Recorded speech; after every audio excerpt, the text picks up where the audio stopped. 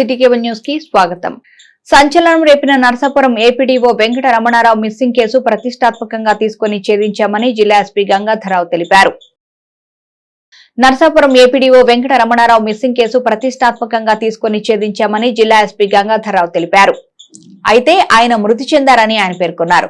జిల్లా పోలీస్ కార్యాలయంలో నిర్వహించిన మీడియా సమావేశంలో జిల్లా ఎస్పీ గంగాధరరావు మాట్లాడుతూ విజయవాడలోని మధురానగర్ ఏలూరు కాలువకు 300 మీటర్ల దూరంలో తూటుకాడ మొక్కల మధ్యలో మృతదేహం ఉండడం జరిగిందని, కుటుంబ సభ్యుల సమక్షంలో మృతదేహం గుర్తించడం జరిగిందని తెలిపారు.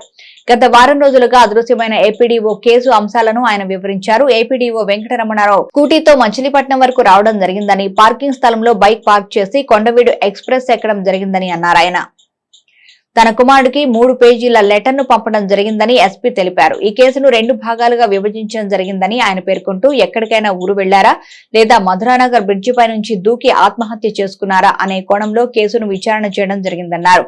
ఫెర్రీ డబ్బులు 50 లక్షల రూపాయలు కాంట్రాక్టర్ వద్ద నుంచి రావాల్సి ఉందని, ఒకవేళ ఆ డబ్బులు రాకపోతే తనపై భారం పడుతుందని మదన పడినట్లు సూసైడ్ నోట్ లో తన కుమారుడికి ఏపీడీఓ తెలిపారన్నారు. మృతిపై స్పష్టమైన కారణాలు తెలియరాలేదు అని, విచారణ కొనసాగుతుందని, వివరాలు త్వరలో వెల్లడిస్తామన్నారు. 2 బృందాలుగా ఏర్పడి వెతకడం జరిగింది. కాకినాడ నుంచి స్టేట్ డిజాస్టర్ ఫోర్స్ 30 మంది సిబ్బంది, 30 మంది పోలీస్ సిబ్బంది వెళ్లడం జరిగిందని, ఉంగుటూరు, హనుమాన్ జంక్షన్, కంకిపాడు సీఏలు ఆక్టోబస్ నుంచి డ్రోన్లు తెప్పించి ఫ్లై చేయడం జరిగిందన్నారు. వెంకట రమణారావు ఒక ఫోన్ స్విచ్ ఆఫ్ చేసిన అతని వద్ద 2 మొబైల్ ఉండడం, 2 మొబైల్ కూడా ఒకే మెయిల్ ఐడి ఉండడంతో మ్యాపింగ్ చేయడం సులభమైందన్నారు. ఆయన ప్రయాణం చేసిన ప్రతి దాలో సీసీ ఫుటేజీని పరిశీలించడం జరిగిందని, టెక్నాలజీని సైతం ఉపయోగించామని ఆయన తెలిపారు. ప్రయత్నం చేసినటువంటి ఒక మిస్సింగ్ కేసు శ్రీ మండవ వెంకట రమణారావు గారు 61 ఇయర్స్. ఈయన ఎంపీడీఓగా నరసాపురం మండలంలో వెస్ట్ గోదావరి డిస్ట్రిక్ట్లో పనిచేస్తూ ఉన్నారు. ఈయన 15వ తేదీ ఉదయం 11 గంటల ప్రాంతంలో నాకు మచిలీపట్నంలో కొంత పని ఉంది, నేను వెళ్ళి రావాలని చెప్పేసి ఇంట్లో చెప్పి ఆయన కంగారుగా వెళ్ళిపోవడం జరిగింది. వెళ్తూ ఆయన తన దగ్గర ఉన్నటువంటి స్కూటీని తీసుకుని వెళ్ళారు. ఆ స్కూటీతో మచిలీపట్నం వరకు వచ్చి అక్కడ రైల్వే స్టేషన్లో తన బండిని పార్క్ చేశారు. అక్కడ పార్క్ చేసినప్పుడు అక్కడ పార్క్ చేసేటువంటి పార్కింగ్ ప్లేస్లో ఒక వ్యక్తిని అడిగారు, విజయవాడకి ట్రైన్ ఎన్ని గంటలకు ఉంటుంది ఎట్లా అని అడిగితే ఆయన చెప్పారు. ఆ టైంలో కొండవీడు ఎక్స్ప్రెస్ ఉండింది.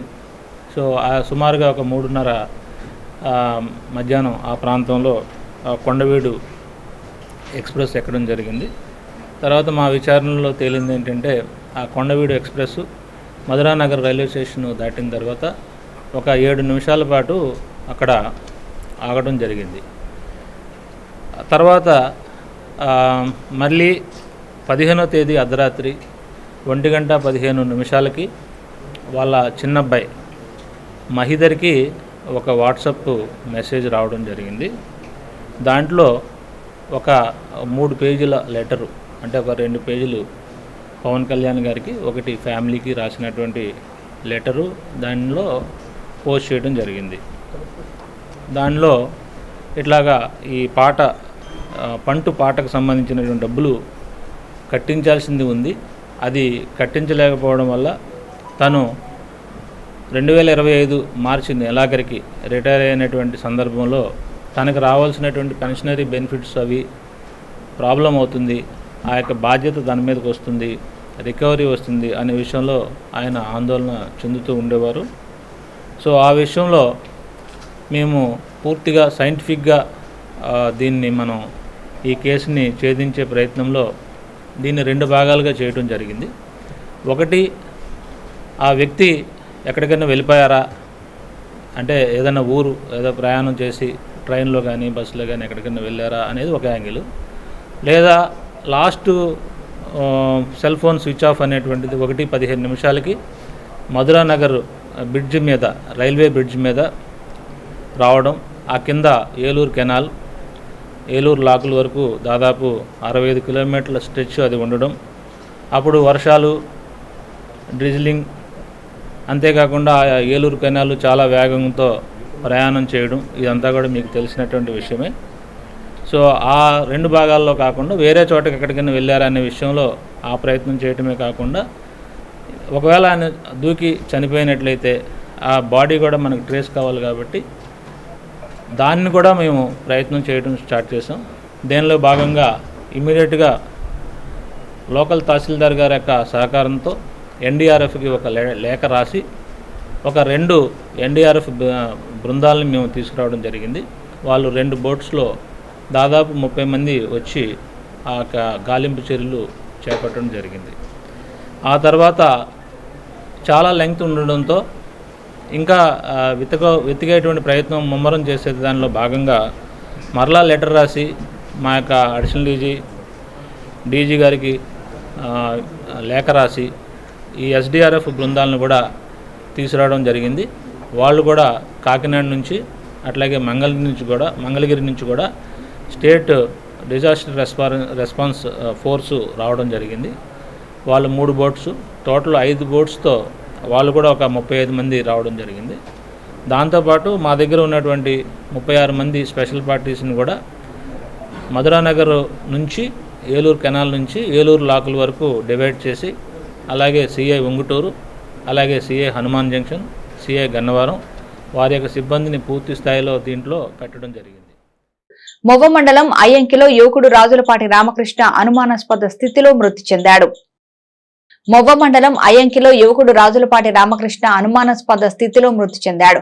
కారకంపాడు రహదారిలోని చెట్టుకు వేలాడుతూ రామకృష్ణ కనిపించడంతో స్థానికులు పోలీసులకు ఫిర్యాదు చేశారు. హత్య చేసి రామకృష్ణను ఉరివేశారని కుటుంబ సభ్యులు ఆరోపిస్తున్నారు. కేసు నమోదు చేసి వివిధ కోణాల్లో దర్యాప్తు చేపట్టినట్లు కూచిపూడి పోలీసులు తెలిపారు. యోగా ద్వారా సంపూర్ణ ఆరోగ్యం లభిస్తుందని జిల్లా కలెక్టర్ డీకే బాలాజీ పేర్కొన్నారు. జిల్లా పరిషత్ కన్వెన్షన్ హాల్లో జిల్లా అధికారులకు, ప్రభుత్వ ఉద్యోగులకు ప్రత్యేక యోగా శిక్షణా తరగతులు జిల్లా కలెక్టర్ డీకే బాలాజీ ప్రారంభించారు. ఈ శిక్షణా తరగతుల్లో డిఆర్ఓ చంద్రశేఖర, వివిధ శాఖల అధికారులు, సిబ్బంది పాల్గొన్నారు. ఈ సందర్భంగా అధికారులు, ఉద్యోగులతో పాటు కలెక్టర్ బాలాజీ యోగాసనాలు వేశారు. మానసిక వికాసానికి, శారీరక దారుఢ్యానికి యోగా ఉపయోగపడుతుందని ఆయన అన్నారు. విధి నిర్వహణలో ఒత్తిళ్లను యోగా ద్వారా పారద్రోలి మానసిక ప్రశాంతత పొందవచ్చన్నారు. ప్రతి ఒక్కరూ యోగాను దినచర్యలో భాగంగా భావించాలన్నారు. అనేక రుగ్మతల నుంచి యోగా వల్ల ఉపశమనం లభిస్తుందని కలెక్టర్ బాలాజీ అన్నారు.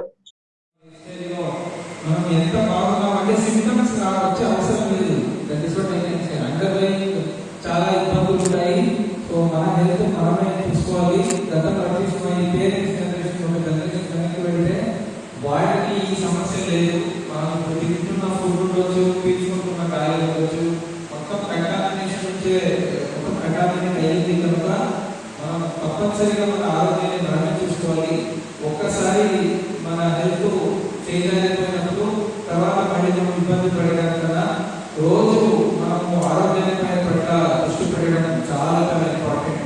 దాంట్లో భాగంగా మనము ఈ యొక్క మన జిల్లా స్థాయిలో ఈ యోగా కార్యక్రమాన్ని ఏర్పాటు చేయడం జరిగింది. సో దీన్ని మనము సీరియస్గా తీసుకొని అందరూ కూడా ఇది ఎవరి కోసం కూడా మనం చేసే అవసరం లేదు, మన కోసం. ఏదైనా చిన్న చిన్నగానే స్టార్ట్ అవుతుంది. అందరికీ కొత్తగా స్టార్ట్ అయినప్పుడు బిగినింగ్లో కొంచెం నేర్చుకుంటూ కొద్ది రోజుల తర్వాత అందరికీ అలవాటు అయిపోయి ఇది ఒక రిసర్చ్ చెప్తుంది. మనం ఏదైనా ఒకటి 21 days కంటిన్యూస్గా చేస్తే ఒక హ్యాబిట్. అజ్మీర్ బాబా సేవా సమాజం ఆధ్వర్యంలో బాలగంగాధర్ జయంతిని ఘనంగా నిర్వహించారు. అజ్మీర్ బాబా సేవా సమాజం ఆధ్వర్యంలో బాలగంగాధర్ జయంతిని ఘనంగా నిర్వహించారు. ఈ సందర్భంగా ఆయన చిత్రపటానికి పూలమాలలు వేసి నివాళులర్పించారు. ప్రముఖ సంఘ సంస్కర్తగా పేరొందిన తిలక్ స్వాతంత్ర పోరాటంలో అనేక పత్రికలకు సంపాదకత్వం వహించారని, నేటి తరం పాత్రికేయులు ఆయనను ఆదర్శంగా తీసుకోవాలని ఈ సందర్భంగా వక్తలు పేర్కొన్నారు. డాక్టర్ నాగేశ్వరరావు పర్యవేక్షణలో జరిగిన ఈ కార్యక్రమంలో వైజ్మెన్ క్లబ్ అధ్యక్షుడు సయ్యద్ పీర్, రవి, సయ్యద్ బాజీ, షరాలి, ఇస్మాయిల్, సుబ్బారావు తదితరులు పాల్గొన్నారు. కలిగి ఉండాలి. బాలగంగాధర్ తిలక్ మహారాష్ట్ర రత్నగిరి జిల్లాలో మరాఠీ బ్రాహ్మణ్ కుటుంబంలో 23 జూలై 1856 జన్మించారు. బాలగంగాధర్ తిలక్ స్వాతంత్ర సమర యోధులు. భారత మాత దాస్య విముక్తి కోసము, భారత మాత స్వరాజ్య పోరాటాల్లో పాల్గొన్న తొలి త్యాగమూర్తుల్లో అగ్రగణ్యులు బాలగంగాధర తిలక్. భారత మాత స్వరాజ్య పోరాటాల్లో పాల్గొన్న తొలి త్యాగమూర్తుల్లో అగ్రగణ్యులు బాలగంగాధర తిలక్. స్వరాజ్యం నా జన్మ హక్కు అని చాటి చెప్పిన మహనీయులు. స్వేచ్ఛ నా జన్మ హక్కు, దానిని నేను పొందుతాను అని నినదించారు. భారత జాతిని స్వాతంత్ర సమరోత్సాహంతో జాగృతి చేసిన మహనీయుడు. కేసరి మరాఠా పత్రికలను స్థాపించి వాటి ద్వారా ఆంగ్లేయులు భారతీయులపై చేస్తున్న అరాచకాలను ఖండించారు. 1908లో ఆంగ్లేయులు ఆయన్ని జైలులో నిర్బంధించారు. జైలులో ఉంటూనే గీతా రహస్యం రచన చేశారు. మిక్కిలి ఆదరణ పొందినది. బాల్య వివాహాలను ఖండించారు. ఆయన ఆశయాలు సదా అనుసరి. స్వాతంత్రం లేకపోతే నిర్భయంగా బ్రతకలేము. అందుకే ఆనాడే బాలగంగాధర తిలక్ స్వరాజ్యమే నా జన్మ హక్కని ప్రకటించారు. భారతదేశంలో బ్రతికే ప్రతి పౌరుని జన్మ హక్కు స్వరాజ్యం. ఆయన తెలుగు కవి, గొప్ప దేశభక్తుడు, స్వాతంత్ర సమరయోధుడు. స్వాతంత్ర పోరాటాన్ని దేశ ప్రజలలో స్వాతంత్రం అనే స్ఫూర్తిని నింపిన వారు. మహాత్మా గాంధీకి పూర్వం హైందవ సంస్కృతికి విప్లవ భావాలతో విదేశీయులపై పోరాటం సాగించిన వారు. లోకమాన్య బిరుదు పొందారు. జైలు జీవితం అనుభవించారు. మచిలీపట్నంలో లో డ్రైనేజీ వ్యవస్థ ఏర్పాటుపై ఢిల్లీ నుంచి వచ్చిన బృందం విస్తృతంగా పర్యటించింది. ఎంపీ బాలశౌరి కృషితో మచిలీపట్నానికి డ్రైనేజీ వ్యవస్థ ఏర్పాటుపై అధ్యయనం చేసేందుకు ఢిల్లీ నుంచి వచ్చిన బృందం విస్తృతంగా పర్యటించింది. స్టామ్ వాటర్ డ్రైనేజీ నెట్వర్క్ పై నేటి నుంచి మచిలీపట్నంలో కేంద్ర బృందం అధ్యయనం చేపట్టింది. ఎన్నో ఏళ్లుగా మచిలీపట్నం వాసులు పడుతున్న డ్రైనేజీ అవస్థలకు త్వరలోనే స్వస్తి పలికేందుకు ప్రణాళిక రూపొందించి సత్వరమే ఈ పనులు ప్రారంభించాలని ఎంపీ బాలశౌరి ఈ బృందాన్ని పంపారు.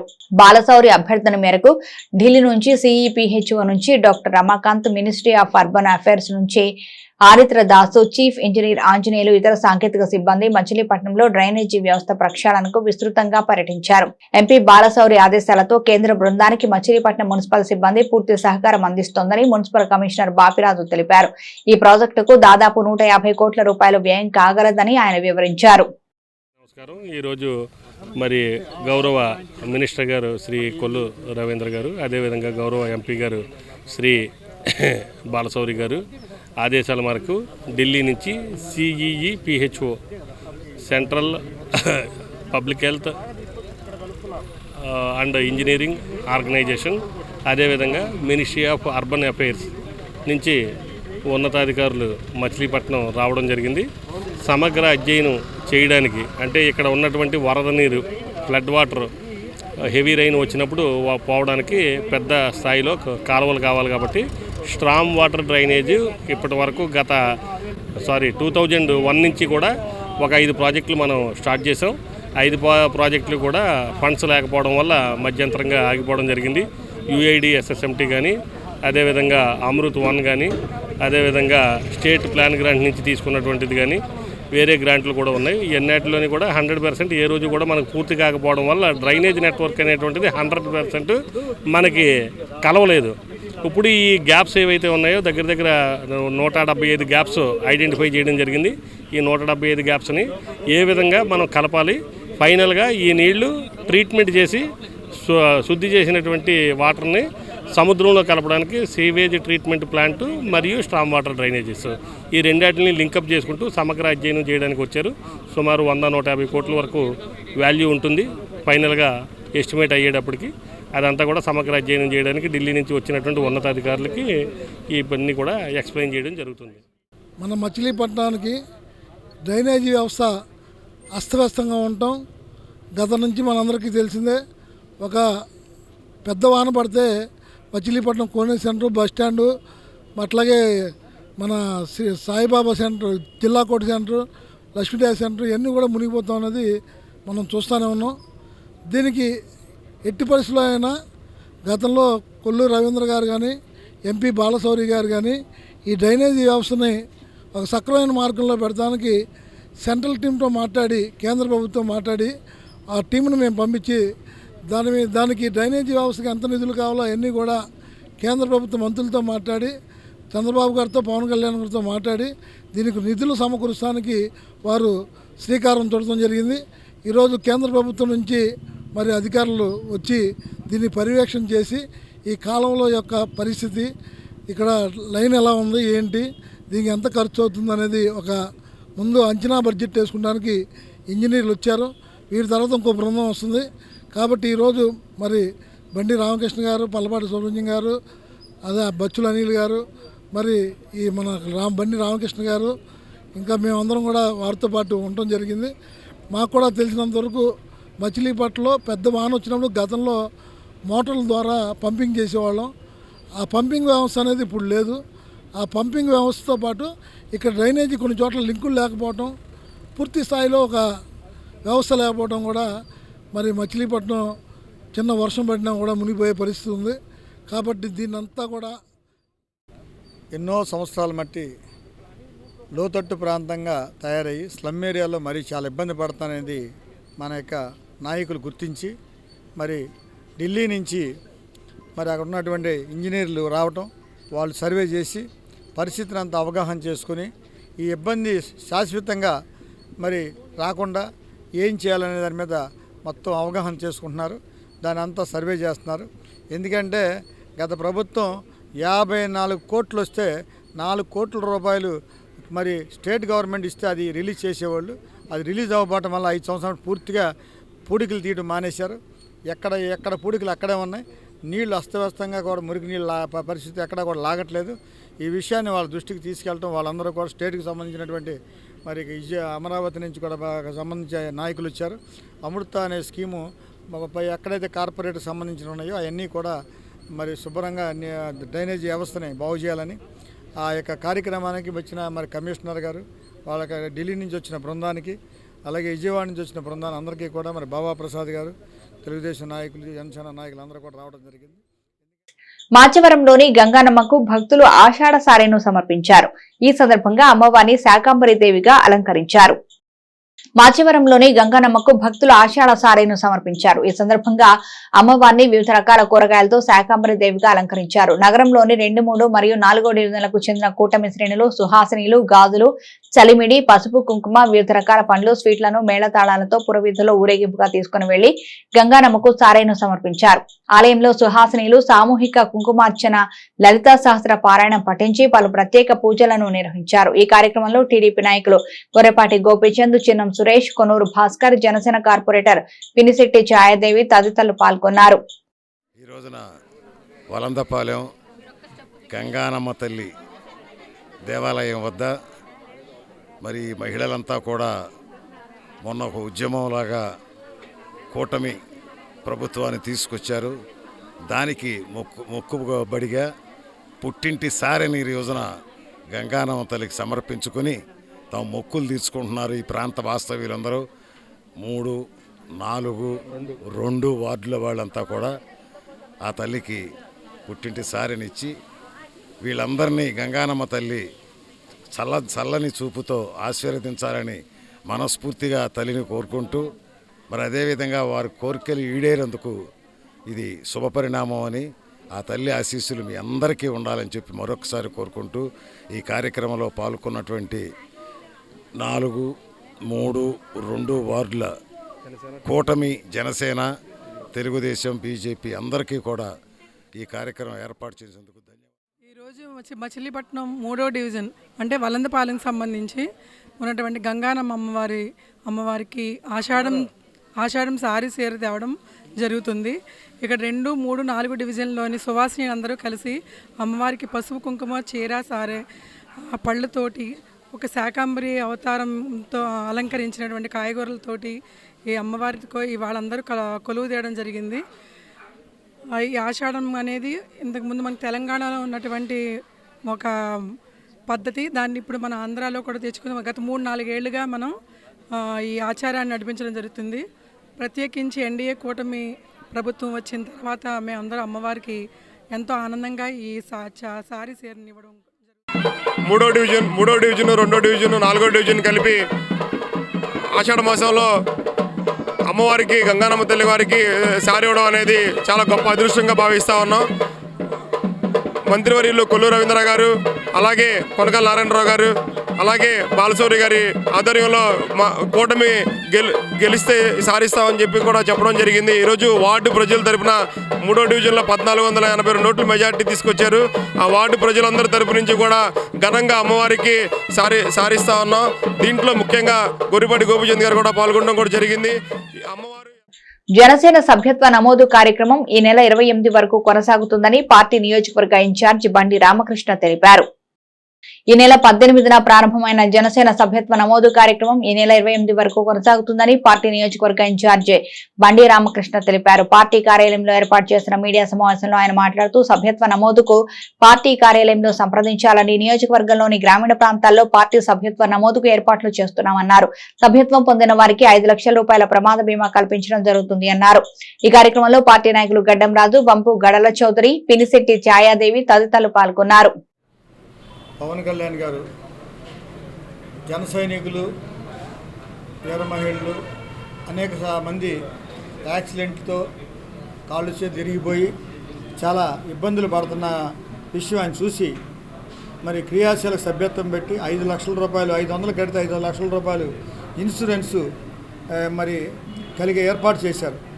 ఈ విషయం మన 18వ తారీఖు నుంచి 7వ నెల 18వ తారీఖు నుంచి 7వ నెల దగ్గర 28వ తారీఖుతో ఈ కార్యక్రమం ముగిస్తుంది. జన సైనికులు ప్రజలందరూ కూడా ఈ మంచి అవకాశాన్ని ఉపయోగించుకోవాలని, ఎందుకంటే జనసేన పార్టీ ఆఫీసులో ప్రతిరోజు మీరు ఎప్పుడు వచ్చినా సరే మీ అందరికీ కూడా అందుబాటులో ఉంటారు. 500 రూపాయలు కట్టేది కూడా ఆన్లైన్లో కడతాం. ఎవరి చేతికి డబ్బులు ఇవ్వాల్సిన అవసరం లేదు. మీరు ఒకవేళ మీ దగ్గర డబ్బులు దగ్గర ఆన్లైన్లో డబ్బులు కడతారని అవకాశం లేకపోతే మా వాళ్ళ దగ్గర డబ్బులు ఇస్తే వాళ్ళు ఆన్లైన్లో కడతారు. అవన్నీ కూడా ఫోన్కి మెసేజ్ వస్తుంది. ఈ అవకాశాన్ని అందరూ కూడా అందిపుచ్చుకోండి. పార్టీ ఆఫీస్ దగ్గర కట్టించుకుంటారు. రూరల్లో కొన్ని నెంబర్లు ఇస్తాం, మీకు సిటీ కేబుల్లో కూడా యాడ్ ఇస్తాం. ఇవన్నీ కూడా ప్రతి ఒక్కరు కూడా ఈ యొక్క అవకాశాన్ని ఉపయోగించుకుని మరి నాయకుడు పవన్ కళ్యాణ్ గారు జనసేన పార్టీని మీరందరూ కూడా జనసేన పార్టీ రాష్ట్ర అధ్యక్షులు పవన్ కళ్యాణ్ గారి పిలుపు మేరకు మచిలీపట్నం నియోజకవర్గంలో బండి రామకృష్ణ గారి ఆధ్వర్యంలో జనసేన పార్టీ క్రియాశీలక సభ్యత్వ నమోదు ఈ నెల 18 నుంచి 28 వరకు మా జన సైనికులు, ఐటీ టీం అందరూ కూడా, అలాగే డివిజన్ ఇన్ఛార్జీలు, పంచాయతీ ఇన్ఛార్జీలు అందరూ కూడా జనసేన క్రియాశీలక సభ్యత్వ నమోదును చేస్తున్నారు. ఖచ్చితంగా దీన్ని అందరూ కూడా సద్వినియోగపరచుకోవాలని చెప్పి జనసేన పార్టీ నుంచి మేము పిలుపునిస్తున్నాం. ముఖ్యంగా ఏదైతే మనం 500 రూపాయలు కట్టుకునే క్రియాశీలక సభ్యత్వ నమోదు చేసుకుంటామో దాని యొక్క బెనిఫిట్స్ చాలా ఎక్కువగా మళ్ళీ పార్టీ పునరుద్ధరించింది. ముఖ్యంగా ఎవరైతే ప్రమాదం జరిగి ప్రమాదంలో చనిపోతారో వారికి 5 లక్షల రూపాయలు, అలాగే ప్రమాదం పూర్తిగా జరిగి మంచం మించి కూడా కదలలేని పరిస్థితిలో ఉన్నా కూడా వారికి 5 లక్షల రూపాయలు ఇస్తున్నారు. అలాగే ప్రమాదం జరిగి చిన్న దెబ్బలతో ఆసుపత్రిలో ట్రీట్మెంట్ జరిగి బయటపడిన వారికి 50,000 రూపాయలు, ప్రమాదంలో పాక్షికంగా దెబ్బతిన్న వ్యక్తులకి 2,50,000 రూపాయలు జనసేన పార్టీ క్రియాశీలక సభ్యత్వంతో పాటు ఈ బీమా బెనిఫిట్ని కూడా ఏర్పాటు చేశారు. ఇది ఎవరి చేతికి కూడా వెళ్ళేది కాదు. ఒక 500 రూపాయలు మనం ఇస్తే దానికి కావాల్సినటువంటి మిగతా డబ్బునంతా కూడా పార్టీ పవన్ కళ్యాణ్ గారు తన సొంత నిధులతో మరి ఉప ముఖ్యమంత్రి వర్యులు పవన్ కళ్యాణ్ గారి బృహత్తరమైన కార్యక్రమం ఏర్పాటు చేశారు. దీనిలో భాగంగా 4వ విడత క్రియాశీలక సభ్యత్వం కార్యక్రమాన్ని అత్యంత బృహత్తరమైన విధంగా పవన్ కళ్యాణ్ గారు ఏర్పాటు చేయడం జరిగింది. ఈ సందర్భంగా ఈ నెల 18వ తారీఖు నుంచి 28వ తారీఖు వరకు క్రియాశీలక సభ్యత్వం ప్రతి ఒక్కరూ నాయకులు, కార్యకర్తలు, జనసేన పార్టీ వీర మహిళలు అందరూ కూడా జాయిన్ అయ్యి క్రియాశీల సభ్యత్వం తీసుకోవాలని మేము కోరుకుంటున్నాం. అదేవిధంగా ఈ రోజును చూసుకున్నట్లయితే ఎన్నో విధాలుగా యాక్సిడెంట్లు కానీ అనేకమైన జరుగుతూ ఉంటున్నాయి. ఈ సందర్భంగా పూర్తిగా అంగవైకల్యం చెందిన వారికి 5 లక్షలు ఇవ్వడం జరుగుతుంది. అదేవిధంగా పాక్షికంగా దెబ్బతిన్న వారికి 2,50,000 ఇవ్వడం జరుగుతుంది. ప్రతి ఒక్కరూ కూడా 500 రూపాయలతో ఇన్సూరెన్స్తో క్రియాశీలక సభ్యత్వం జాయిన్ అయ్యి మీకు ఎప్పుడు కూడా అందుబాటులో ఉంటారని ఈ సందర్భంగా నేను కోరుకోవడమే కాకుండా మచిలీపట్నం జనసేన పార్టీ కార్యాలయంలో నేతాజీ మిత్రమండలి ఆధ్వర్యంలో బాలగంగాధర్ తిలక్ జయంతిని ఘనంగా నిర్వహించారు.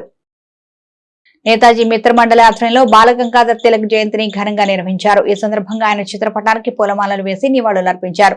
ప్రముఖ సంఘ సంస్కర్తగా పేరొందిన తిలక్ స్వాతంత్ర పోరాటంలో అనేక పత్రికలకు సంపాదకత్వం వహించారని, నేటి తరం పాత్రికేయులు ఆయనను ఆదర్శంగా తీసుకోవాలని ఈ సందర్భంగా వక్తలు పేర్కొన్నారు. ఈ కార్యక్రమంలో ధూళిపాళ శ్రీరామచంద్రమూర్తి, వన్నంరెడ్డి సుబ్బారావు తదితరులు పాల్గొన్నారు. స్వాతంత్ర పోరాటంలో ప్రముఖుడైనటువంటి బాలగంగాధర్ తిలక్ జయంతి కార్యక్రమాన్ని నిర్వహిస్తున్నాం. నేతాజీ మిత్రమండలి ఆధ్వర్యంలో మరి మచిలీపట్నం ప్రజలందరికీ కూడా శుభాకాంక్షలు తెలియజేస్తూ, స్వతంత్ర పోరాటంలో స్వాతంత్రం నా జన్మ హక్కు అని చెప్పి ఆయన నినాదం ఇచ్చి దేశ ప్రజలందరిలో కూడా ఒక రకమైనటువంటి ఉత్సాహాన్ని నింపి పోరాటాన్ని మొదలుపెట్టిన వ్యక్తి మన బాలగంగాధర్ తిలక్.